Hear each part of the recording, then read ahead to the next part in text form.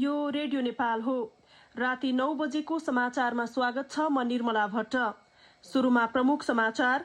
विक्रम सम्वतको नयाँ वर्ष 2082 आपसमा शुभकामना आदान प्रदान गरी मनाइँदै 11 लाख पर्यटक भित्र्याउने लक्ष्यसहित नगरकोट भ्रमण वर्ष 2082 प्रारम्भ। विद्यार्थी भर्ना अभियान आजदेखि सुरु। अभियान सफल पार्न सबैलाई प्रधानमन्त्री केपी शर्मा ओलीको आह्वान। नेपालमा वैदेशिक लगानी चालु आर्थिक वर्षको प्रथम 9 महिनामा झण्डै दोब्बरले वृद्धि। संक्रमण नियन्त्रण गर्न नसक्ने एन्टिबायोटिकका कारण विश्वभर 30 लाख बालबालिकाको मृत्यु भएको हुन सक्ने आशंका। र आइसिसी अन्डर 19 विश्वकप एसिया छनौटमा नेपालको लगातार दोस्रो जित।